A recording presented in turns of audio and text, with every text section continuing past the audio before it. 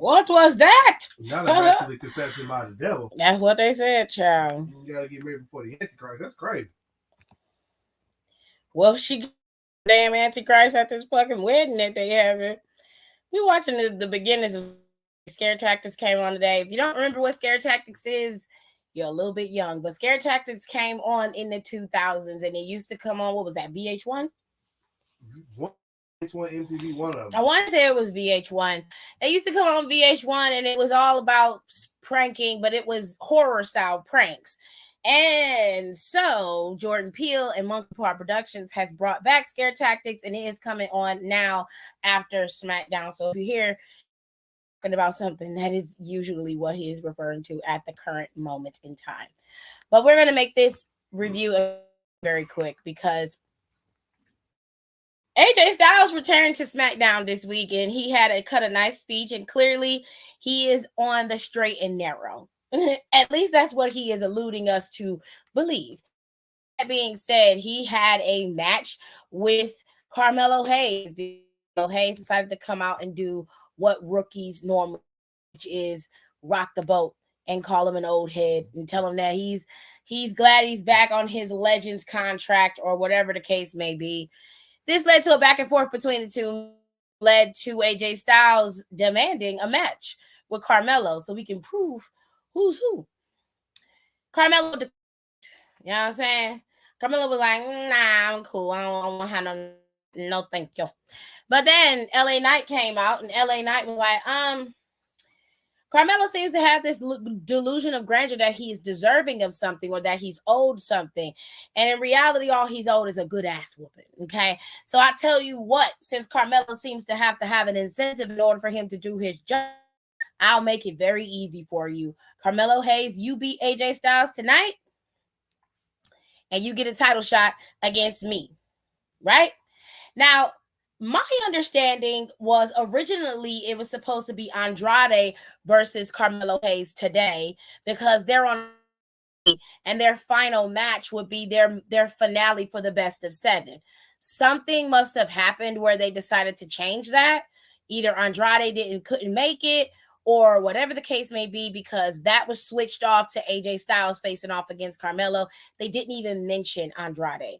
Okay, so I don't know because Don was mentioning it in the comments. So I'm not so sure of what happened with that or why that changed. I don't know. But I remember distinctly that last week when we were watching SmackDown, they made it very clear that they were going to finish their best of 7 series, and it was supposed to be the finale this week. So something was wrong or something was changed ahead of time. Either Andrade couldn't make it, or AJ coming back was, AJ coming back was something extra, something like, I don't know. But AJ's announcement of coming back was announced last week, and so was that best of 7. So something got switched off. Something got changed. Not sure what happened, but it did. So, anywhoosies, they had the match, but AJ Styles suffered an injury in this match, and they say it was an ankle injury. It was not a knee or leg injury. It was an ankle injury. Okay, so I'm a little confused. I don't understand exactly what's going on. It seems like this injury is real. It's not kayfabe, but they did televise it. So sometimes WWE has a tendency to blur the line between realism and kayfabe, right? So we don't know what's real and what isn't. So we have to go with what we see, which is that AJ Styles was injured during this match. They carted him off to the back. The doctors checked him out. He was then taken to a hospital, and that was the last of the updates that we were given as fans. So that's pretty much all we know. I guess that was their way of kind of pulling AJ Styles out the way for a little while if it is a kayfabe injury, and then they can move into AJ Styles being a part of that mid-card and pushing it forward once they figure out how they're going to do that. I mean, Andrade and Carmelo at the top of the mountain, but if that should shift or change, AJ will probably be thrusted into that mix as well. So I guess we'll just have to wait and see what happens. But if AJ Styles truly is injured, as they say he is, then I hope and pray that he gets well soon. Don't want any injuries to happen with this man. I hate when people get injured. It scares the daylights out of me. But whatever they got to do to make it work, I'm all for a good story. All for a good story. Always down for a good story. Okay. But anyways, let's move on because we had some pretty fire matches today on SmackDown. Let's start off with the dumpster match with Chelsea and Michin. This actually was probably my favorite match of the night. It was so much fun watching this match. Chelsea hands down won for the gear with me today. Okay. Chelsea's gear was absolutely fire. The only thing that took me out was that trash bag skirt she put on. It did help the outfit. Okay, Chelsea was a sanitation worker. We all know it. We love it. We appreciate it. But Chelsea has an attention to detail that not many people have. And this time, this gear she did that. Okay, I fucks with Chelsea heavy on that. She was like, if I'm gonna play the part, we going all the way. It's a dumpster match, bitch. Fine, then I'll be the cleanup man. Okay, she went all in.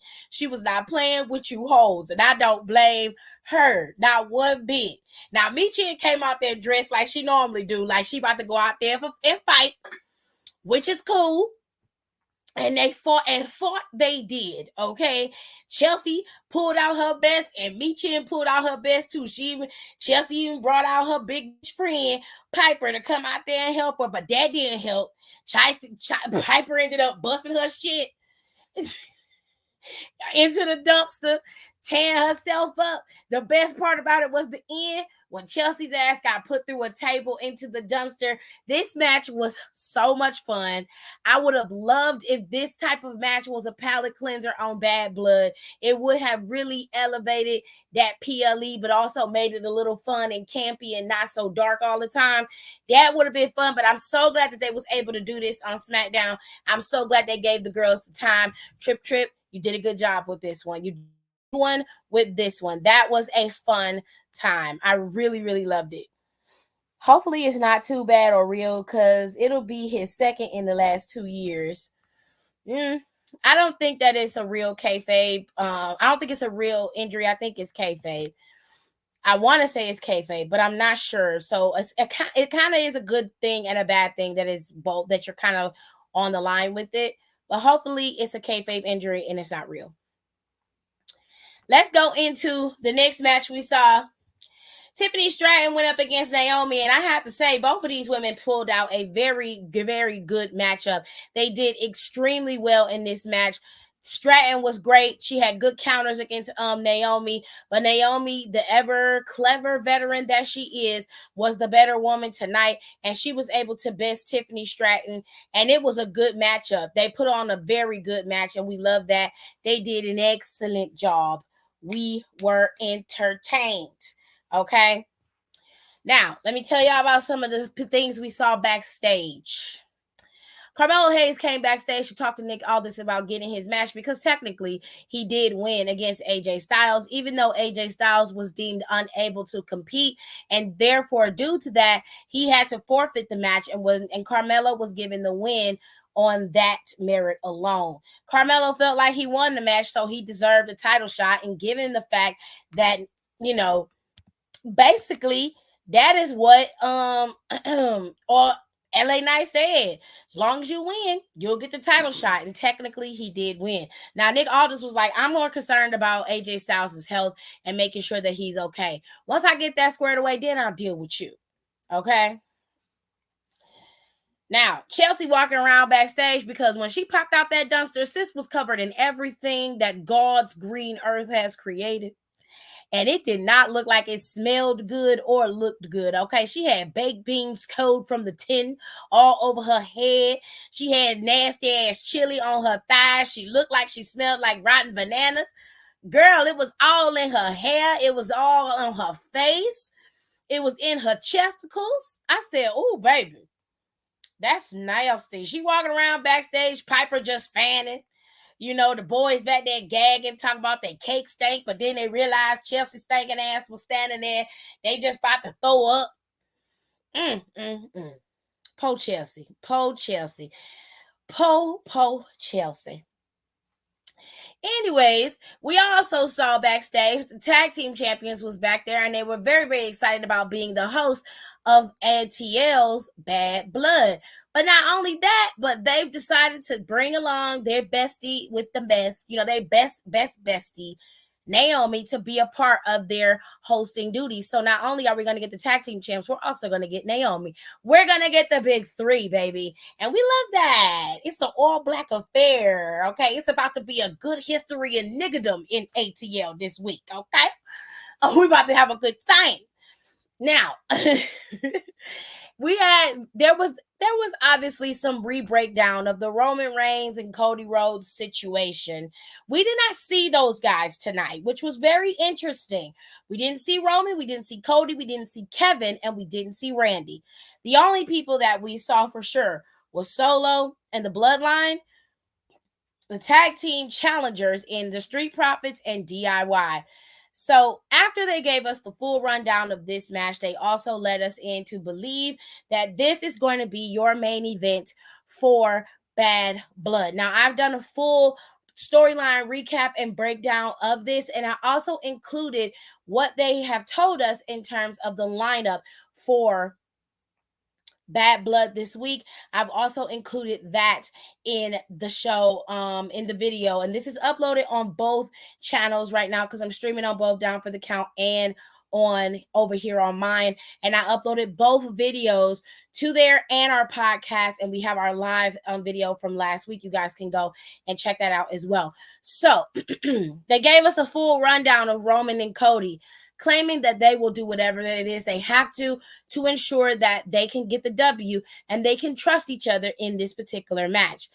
But given the fact that Roman and Cody's match is the main event, and they have decided to put Drew and CM Punk as the main event, as the first match out, something about this stinks. Stinks really bad. Really bad. Plus, this show starts at 6 o'clock. 6 p.m. Okay? Niggerdom, Cat Williams said it best. Never in the history of niggerdom. Okay? That he said it, not me. He said it, not me. This show is starting at 6 p.m. I need y'all to understand that. 6 p.m. tomorrow. So they're going to be done with Bad Blood by at least 10 o'clock. Okay? I don't know. But something tells me that it stank. It stank. Some shit is going down, and it's about to get real ugly in these streets. Okay? Now listen. This was your main event for Smackdown tonight. It literally just went off the air 15 minutes ago. And it was the Street Profits versus the Bloodline versus DIY. And I have to say that these men pulled out all the stops in this match. This match was fun. There was a lot going on. Bodies was flying everywhere. But ultimately, the Bloodline was able to maintain themselves on top as the champions. There was no interference from Jacob Fatu or Solo. They did this all on their own within the confines of the rules of the triple threat ladder match. And I have to say, I wish the DIY and the Street Profits would have beat them down some more and then piled everything on top of them. So it was just those two teams that had to compete for those belts. Ultimately, it is what it is. And the Bloodline is still the tag team champions. I don't understand why Triple H is doing this, but it also stinks, and I don't like it. I don't like it. So, overall, tonight's Smackdown was a very good show. This was an excellent go-home show. They stacked the card with great matches. We had good lineups. We had good conversation and promos being cut. People came back. This was a very, very good show. It was well booked and it was well done. It wasn't boring. Each piece had its moment. Now, earlier in the night, there was a promo cut between Bayley and Nia Jax. And Bayley made it very clear that there were two people who could give Nia Jax or take away from Nia Jax in terms of her ability to maintain herself as the number one girl in the WWE, or at least in SmackDown's brand. And she said, it was me, because I have a match with you tomorrow, and it's Tiffany Stratton. And it's not because she's better than you, it's because she holds that briefcase. Now, if we're being fair, and we're being totally and completely honest, based off of skill and talent alone, and I hate to say this, but Nia Jax is not as good as Tiffany Stratton. Let me say this one more time. Nia Jax is not as good as Tiffany Stratton. She just simply isn't. Tiffany Stratton is a better competitor than Nia Jax is, and she just has a better skill level than Nia Jax does. That's just the reality, okay? Now, on her own merit, do I think that Tiffany Stratton could possibly beat Nia Jax? Yes, she can. There have been countless other women who are at Tiffany Stratton's stature, her skill level, and even better, who have also bested Nia Jax. So she is not unbeatable. One other thing that I also disagree with is they're saying that she is the most dominant women's champion at this current moment. I have to respectfully disagree. When I think of dominance, right? And even in Rhea Ripley's case, I would lead more into that, saying that she was a dominant champion than Nia Jax. And then removing my personal bias, just looking at the matches themselves that Nia Jax has had, and then looking at the matches that Rhea has had, and how each of them have operated as champions. One of them has had a lot of help in their title matches, and the other had no help. Take a guess at who is who. You would assume that Nia Jax would be the one who didn't have any help in her matches, and that Rhea had help from the Judgment Day in hers, but you would be wrong. Majority of Rhea Ripley's matches, especially title matches, she did all by herself. Whether you love her or hate her title reign, as limited as it was, she didn't wrestle and have the Judgment Day come out there and help her retain her title. She wrestled and won her matches all on her own. You can't say the same thing for Nia Jax. The minimal title defenses that she has had, and even the title shot that she got, came with interference from Tiffany Stratton on her behalf. So as far as I'm concerned, dominance equates to you doing it on your own, but completely obliterating your opponent. That's not what was happening with Nia Jax. And y'all can argue with me till the cows come home if you want to. I don't care. I don't care. The truth of the matter is Nia Jax is limited. And in that case, here we are. So, of course, Nia spoke her piece and basically said that Bayley isn't going to beat her at Bad Blood, and that Tiffany Stratton essentially came in and was like, are you trying to say that I'm not good enough? That I'm not able to beat Nia Jax? She was like, I am good enough and I can beat her. And I was like, uh-oh. Now, last week you was about to get choked out. You might want to be careful of what you say, girl. This led to some back and forth. And of course, Tiffany Stratton had to stumble back and, double back on that and say, oh, that's not what I mean, my queen. That's not what I meant, my queen. We know what you meant. Meanwhile, they decided to attack Bayley. So Tiffany attacked Bayley. It didn't work, but Nia ended up hitting her from behind. And she thought she was going to get her with that leg drop, but that didn't work. So Tiffany was laid out on the outside while Nia was getting pummeled by her briefcase. And then she got a good old knee to the face to, send it on home. Nia was crawling to the corner to get up, and Tiffany Stratton was in the ring with her briefcase, and the ref was standing right there. And for a split second, it seemed like Tiffany Stratton was going to try and cash in and get her title. Now, in the back, once everything settled after Tiffany Stratton lost to Naomi, she went in the back, and Nia Jax told her very clearly. She said, it looked like you was contemplating trying to take my championship from me. But she said, I know that's not true. She said, you need to refocus. You need to be more concerned about what's going on with Liv Morgan and her world championship. And for once, Nia Jax and I agree, because I believe that's somebody that she could take the title from. And to be honest, I wouldn't be pissed about that at all. I would laugh because I think that's hilarious. Because somebody got to get this whole together.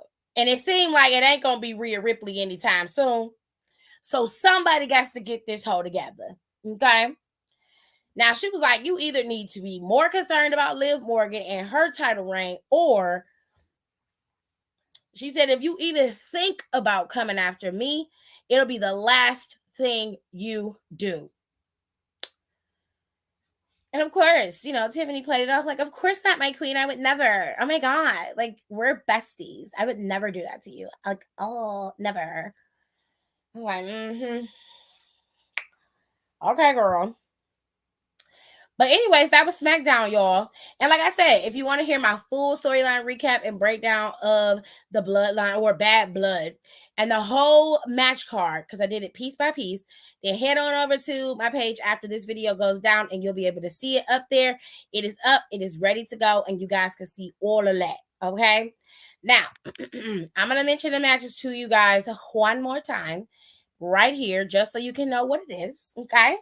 We only got 5 matches on this card, but 2 of these matches are massive. So they're going to take up an immense amount of time. Now, according to the dirt sheets, this match is going to be your anchor match. This is going to be in the middle of the show. Damian Priest versus Finn Balor. Now, this is probably going to be a very straightforward match with some interference and chaos from the bloodline. I mean, from Judgment Day. I can't get the blood out of my mind. From the Judgment Day, but overall, Damian Priest more than likely is going to win this match. But your first match right out the gate, according to the dirt sheets, is going to be CM Punk versus Drew McIntyre. Now, a lot of people seem to be very pissed about this. They're like, they deserve to be the main event. But what you fail to understand or realize is that even though their story has the most, this obviously is a very smart thing to do. This balances out the show. Like I said before in my previous video, if you haven't watched it, go watch it. This balances out the show, and it also sets the tone for what the show is going to be. This is where you should be. This is a sweet spot for them specifically. The show starts at 6 p.m. Eastern Standard Time, okay? You've got plenty of time to prepare to watch this show. And more than likely, it's going to take them about 10 minutes to get down to the rink when their entrances anyway. So let's say about 6:15 is when the match actually starts. Maybe push it back to like 6:20. This match is going to be great. And I think the winner of this match is going to be CM Punk. That's just me. Moving on, Nia Jax and Bayley are going to be up next, at least according to the dirt sheets, the way that they have booked this. I know that Nia is probably going to win this match, and Tiffany Stratton more than likely will come out and help her again, like she always does. If she does it and Nia wins clean, then it is what it is. I really don't care enough about this match to care whether she wins, loses, or not. It doesn't matter to me. Like I said, this match is your anchor match. It's going to come up in the middle of the show. Now, they have only put 5 matches on this card, which means that there's going to be some time in between one of these matches where there's going to be something happening. Now, Metro Boomin's supposed to be there, and he's supposed to be bringing along some friends. Now, I don't know if there's supposed to be a performance at Bad Blood or not, but this is Atlanta. Okay, so we'll have to wait and see how that plays out. But I am very curious about where they're going to place Metro, if they might do it after this match or like before, right before Rhea and Liv's. I don't know what they're going to do, but I'm very curious about it. Moving on, the next match that's supposed to come up on the card is Rhea and Liv with Dominic Mysterio being inside the shark cage. Now, in this match, I believe wholeheartedly that Raquel Rodriguez is returning, and she is going to cost Rhea Ripley this match, and that is their big grand dom scheme. This is going to pull Rhea off of Liv and have them competing against Raquel Rodriguez, unless Raquel joins the Judgment Day and becomes a part of the stable with Liv Morgan. Then you'll still have the back and forth of these two, and maybe it'll ultimately culminate at Royal Rumble, which we could have a finale between the two of these women. But Bad Blood should be where it ends, but I have a sneaking suspicion that that is not going to be the case. We'll have to wait and see how it plays out. Where we going next? Oh, finale. The main event is going to be the tag team, well, the tag team of Jacob Fatu and Solo versus the tag team of Cody and Roman. This match has probably the biggest rumors surrounding it. From what I understand, The Rock is supposed to be in Atlanta right now, and he is supposed to show up and be a part of this match in some kind of way in capacity. I'm not quite sure how this is supposed to play out, and I don't really understand the dynamic of what we're going to see. But one can only assume that because they placed this in the main event, obviously Roman's first match back since WrestleMania, it was obvious that he was going to be the one to close out the show. Something stinks though. Something about this isn't right, because even though you've got all this going on, Roman could have still won this match with Cody and it opened the show. But it being the last match of the show, it just feels like something is going to happen that we obviously couldn't foreshadow or see. Now, Rock making his return as the final boss again makes sense, but to me, it's a little early. I wouldn't have him come back just yet. But you never know who could return. It could be Jimmy. It could be anybody. So we'll have to wait and see how it plays out. But Bad Blood is booked and ready to roll, and it's going to be a fun time. Now, next week is, of course, Monday Night Raw, and NXT is on its second road show. Okay, so we're going to have Javon Evans is going to be facing off against Randy Orton. This is going to be an interesting time between these two. I am very curious as to how this is going to play out on NXT this coming Tuesday. And of course, if you care, Sexy Red is supposed to perform in St. Louis. I don't know what she's gonna perform because she ain't got nothing clean enough to be able to be even put on TV, let alone cable TV.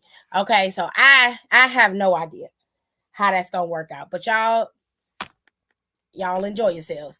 Anyways, I'm gonna get my ass up out of here. I hope y'all enjoy my recap of SmackDown. If I missed anything, let me know in the comments below, and I will try my best next time to bring it up. I'm gonna start doing recaps of the previous episodes of SmackDown, so just make sure when you come into the show, expect to see a recap happening next week. I'm gonna try to start doing that for every show that I start doing these after shows on, so you guys can kind of get a feel of what happened last week, so you can know and get a continuation of everything that's been happening. You know what I mean? All right, with all that being said, we got merch up on the website, which I can show you guys really quickly right now. There is new merch up there. I'm very proud of my merch, by the way. I sat up all night creating my merch, so some of y'all better go and get it and support it. I will say that the merch is a little pricey, but these are name brand hoodies that I was able to put my logo and everything on. I just want to make that very clear before people start getting mad at some of the pricing, because the pricing can be a little high, and I try my best to set it as low as I could, but I wanted you guys to get top quality stuff, and they had Adidas hoodies. Okay, so I was like, y'all finna get the best of the best. These my people. I'm not gonna just not give y'all the best of the best here. Okay. So let me show y'all my merch. So these are the hoodies that are up. It's fall. So I figured y'all would want hoodies instead of t-shirts right now. But these are the hoodies that are up. We got the Citizen hoodie in black and in white. And then we have the Tourist hoodie in black and white as well. And I have the cheaper hoodie that isn't the Adidas hoodie. And we got all of that up right now. I also have the cups up here. We got the new hoodies up, like I said before.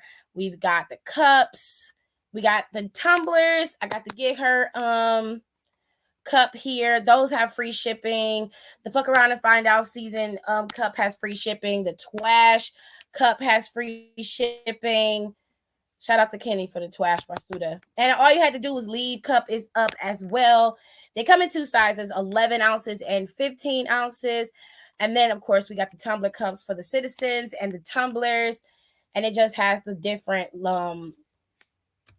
graphic on there for each one. And if you sign up to become a member on my page, you will get a deeper discount on the merchandise. So you won't have to worry about paying the extremely big price if you become a tourist or citizen, which is the membership for my channel. Okay, so make sure you guys come back over here and shop. You should be able to shop on my YouTube channel as well. Over on my main YouTube page, you can shop over there, or you can go to my fourth wall, which I will put that in the comments here. Oh, thank you. Just a shout out to everyone in the chat, including Psych Design TV. Keep up the good work on the channel. Appreciate it. And shout out from South Bronx, Brother BKL Contreras, aka Sport Entertainment Guy. Well, thank you. I appreciate that. Much love. Okay.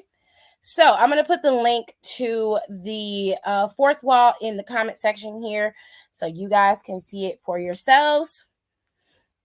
And I'll display it on the channel as well. There's also a fourth wall for Down for the Count, which I will put up and edit in for them on the other side. And I'll make sure I put it up next time for Down for the Count as well. But these are the hoodies that are up right now for my page. This is the merch that we have available. And you guys, if you want to support, you can always support by buying merch. You can always support by becoming a member of the channel. And exclusive content is going to be up by the end of next week. We got some exclusive content coming in. I can't wait. So if you want to become a member and get a discount on some of the merchandise, the discounts vary by your membership. So if you become a tourist, you get a certain percentage of a discount. And if you become a citizen, you get a certain percentage of discount. And you guys can go ahead and shop with your discount code, and it is unlimited for your discount code. Thank you guys so much for joining me over here on my YouTube channel. I appreciate it. Please do not forget to make sure you rate, comment, and subscribe and share the videos. And I will see you guys next time. Bye.